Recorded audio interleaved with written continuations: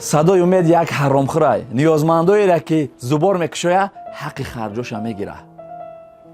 дӯстони азиз, баъзан вақт хубӣ дар ҳаққи баъзеҳо бадӣ дар ҳаққи худат ҳаст. худо аз тӯҳмат нигаҳ дора. тӯҳмат як чизе ҳаст ки дар дили ҳама шубҳа меёра. ҳатто бубин ки вақти ҳазрати оиша модарамон разиаллоҳу таъоло анҳоро ки тӯҳмат карданд дар дили паёмбар дуруд бар ӯ ва одаш шубҳа омада буд.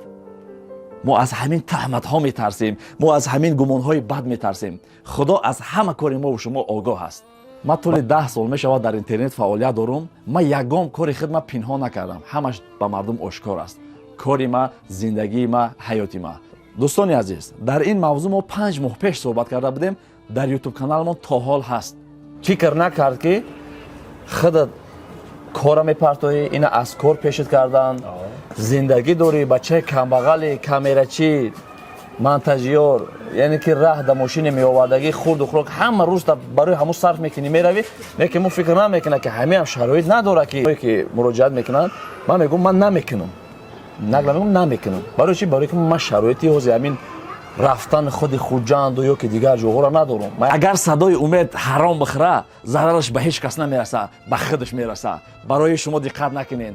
Худои ма аз кору фаъолияти ма огоҳ аст, аз қалби ма огоҳ аст, аз нияти ма огоҳ аст. мо содиқона да мардум, да миллат хизмат кардастем ва то охир ҳам хизмат мекунем. касе ки нисбати ма чӣ гап мезанад, ҳазорта видео мекунад, барои ман ҳеҷ фарқияте надорад. Кардан бигирад ва ногуфта намонад. ҳамон нафаре ки нисбати ма ягон гап мезанад, шумо як бор буфаҳмед ки ҳамун шахсият кияй? дар ҳаёт чӣ гуна зиндагӣ дора ҳамон одам? ҳама одам чӣ кор кардагиаст дар зиндагӣ? ба ин ватан, ба ин миллат чӣ хизмат кардагиаст ки нисбати як шахсият мехеза, таҳмат мекунаву ё ин ки гумони бад мекунад? ҳамаро як бор шумо назар кунед, баъдан хулосабарорӣ кунед. бародари азиз, ман то он вақте ки шароит доштам, ҳамагӣ медонад ва ҳамон ниёзмандо ҳам медонад ки ман роигон аз ҳисоби худам рафта онҳоро хизмат кардагӣ ҳастам. дар баъзе минтақаҳо як ҳафта истодагӣ ҳастам ки кори ҳамон бучава. ин қадар зуборҳое ки мо кушодастем, аксарияташ соҳиби хона шудагӣ ҳастанд, аксарияти онҳо бемориша бурда табобат гирёндагием, аксарияти онҳо да маблағ гузарондагӣ ҳастанд. бародаратон садои умед миллионер нест. ҳар як шахсият рафта роигон хизмат кунад. ман то ҳоле ки шароитам буд кардам. ҳоло ки шароитам ки нест, аксарияти онҳоро мегӯям ки модарои азиз, бародарои азиз, ман шароит надорам барои рафтани харҷи ҳамин роҳу камерачиву ин қадар сомонаҳое ки мо нашр мекунем, ман надорам. бисёри онҳо мегӯянд мо харҷа худмон метиҳем, то даҳани дари хонамона мебиёянд. аксарияташ дар пушти дари хона гирия мекунанд, нола мекунанд. ман мегӯям намекунам, ман надорам шароит, мо харҷоша метиҳем, моро набор бигир. бародарои азиз, аз оне ки ман як ниёзманд кӯмак мекунам, агар ман ҳаромхӯр бошам, ман метавонам биқадар як конкурс кушам, метавонам гуфти гапҳо қимор реклама кунам, ё ин ки метавонам як реклама кунам дар ин 7 сомонае ки ман нашр мекунам, барои ман 10-15 ҳазор сомон пул битиҳанд. тасаввур кунед ки ман 5 та сомонаи инстаграмда нашр мекунам, 1 сомонаи фейсбукда нашр мекунам, тикток ва ютубда нашр мекунем. 2-3 ҳазоре ки харҷи моро метиҳанд. каналҳои инстаграм якта дуташ бепул мепартояд. о дигарошам зиндагӣ доранд, онҳо ҳам одам ҳастанд, онҳо ҳам ҳақшона мегиранд, онҳо ҳам харҷ доранд. бародарони гиромӣ, баъзе блогерҳо шароитшон ай бисёри ниёзмандора бо ниёзмандтар ҳастай. ман ба худо вақте шароит дошта бошам, роигон хизмат мекунам ва ҳатто аз маблағи худам дастгирӣ мекунам. бародарое ки қадим ин қадар сол кор кардаган, ҳама инҳо медонанд. агар ман ҳаромхӯр мешидам, мо давлати соҳиби истиқлолем, мо қонун дорем, ҳатман нисбати ман чора медиданд. ман 10 сол шуд дар ин кор фаъолият дорам. аз ҳоли ман, аз зиндагии ман акаи Мансур Нигматов огоҳ аст ва ман фаҳмондагӣ макара ки ман ҳоло шароит надорам барои ниёзмандора сиёмка кардан. тавсияи ҳамон бародарам гирифтагӣ ҳастем ва аз ҷониби агар ҳалол боша, ин барои мо ҳалол аст. ин ҳаққи кори мо аст, ҳаққи хизмати мо аст. як блогера мисол мебарам, шумо як бор назар кунед. хонаре ки шумо дида истодаед, дӯстони азиз, аз як блогере ки фақат доим дар кори хайр машғул ҳаст, ёдгор теҷе дар ютуб, хонаро дидаистен. блогер дар ан ҳамин шароит зиндагӣ дорад. дар зимистон хона пури об мешавад, дар ҳамин нами худ оила ва 2 духтарчаш зиндагӣ дорад. такси мезанад, рӯзша пеш мебарад. нафарое ки 2000-3000 барои харҷи ҳамин бародар метиҳанд, вақти коршон буд меша, баъзе ҳамонҳо дар ҳаққиш таҳмат мекунанд ки ҳақ гирифт. бародар, мебахшӣ, ӯ айти қарздор нестай. нигоҳ кунед дӯстони азиз, ниёзманд ба пул ниёз дорад, ба хона ниёз дорад ё ки ба дигар чиз ниёз дорад. вақте ки зубор мешавад, یا صاحب خانه میشود یا بیمارش طبابت مییابد یا که مردم به او مبلغ میگذرونند، یعنی که شرایطش نقض میشود. این بلاگر چی؟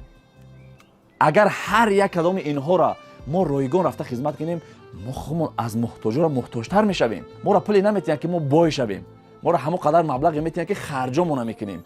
ها بعضی حساب میکنن که در ماه 10 تا اگر نوار بگیرد 4000 پارتیا 40000 یا که 50000 سوم. ای برادر عزیز، اکثر اینها پول نمیتونن، بسیاری 1000 سوم 10000 میگذرونن. حتی ما ای خودم خرج میکنم در دیگه کانالا نشرش میکنیم، همین که همون صاحب خانه شود، همون صاحب یک کلبه شود. این سخنها را ما باید در مردم نگم، چون که ما ای مردم مبلغ نمیگیریم. ما هر یک نیازمند گالس رای میکنیم که برادر عزیز الحال ما شرایط ندارم برای نوار گرفتن شما. چرا من این سخنها را عمومی کردم؟ به خاطر که دیروز 2 نفر در اومده در اینستاگرام رو دشنام کردن که تا حق نیازمندا را میخوری. ای برادر عزیز، ما تا حال حق هیچ کس نخورده ایم. این همون نیازمندایی که ما به نوار گرفتگی هستیم، خصوصا یک نظر کنیشونه. سلام علیکم. ما هم یک چند روز پیش برادر صدای امیده برای زبورگ شدن مقصد گفتم بیا مرا زبورگ شو. همه آدم گفت که من حاضی برادر شرایطی رفتن ندارم، حاضی مقصد شرایط شوه بعد میام چی میکنم نوار میگیرم تو نه. همه آدم ما را گفتگی نیست پلته. السلام علیکم برادرای دست بخیر. کدامی که دستی کمکش برنامه رسانه روز سعید جمعه به همشان مبارک. خداوند برکتی دنیا در سرشان بریزانه. خداوند پدر مادر صدای امیده نه خیلی ای فرزندشان سه کنه صدای امیده خچ خداوند دونه برکت در سرش بریزانه. همه آدم ایما یگان دیرم طلب کردی نیست. من کاری که خوبی که مدام میکنه فرزندی پدری خدمت کردن نمیتونه. از یک تا دیگه رحمه براین یک دونیم سنچه دمش کب نتی سوار نمیکنه. همه کار بار پرابلماش هم پرتایا ای پای ماشیدگیه که اومده دستی ما را دی کمک ما را رسون.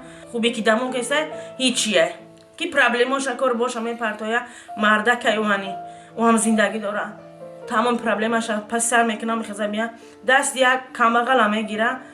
هیچ کسی هینا را کردن نمیتونه. ما مجبور همون چیزا دادمش نمیگیرم پگو با گرداندن نیم شب بوده که ما داد که اگان چیز بگیرین دانای برکت در سرش. خدای خداونده که چی آرزو و هوسی داره به آرزو و هوسش برسونه. خداوند ای فرزندکاش نخیلی سرش کنه. خدای خداونده که نم خیلی خدمی زگیش زر زیور برکتی دنیا در سرش باشه. آمین و بلا اکبر. سلام علیکم صدای امید. خدا برکت دنیا را بتاتم که ما از زمین تو آسمان اشمامی ندارم که همه وقت در بری مرا نگاه میکنن که ما در پستی بدم هیچ که بدادی من نرسید، هیچ که دستی مرا نگرفت که تو زیر مرا نگاه میکنی. رحمت به پدر و مادری تو که همه خیل فرزند تربیه کده که تو زیر مرا صدای امید نگاه میکنه. خدا برکت دنیا را بتاتم. ای زمین تو آسمان ای صدای امید می ندارم که تو زیر مرا در بر نگاه و بین میکنه. اون نفرایی که تهمت میکنن یا اینکه کارشون بود شدگی است یا اینکه همونها را ما کارشون را بود کردگی نیستیم. در همین دو حالت تهمت میکنن. اون نیازمند نیستن، اونها مقصدشون ضرر رسوندن به یک کس است.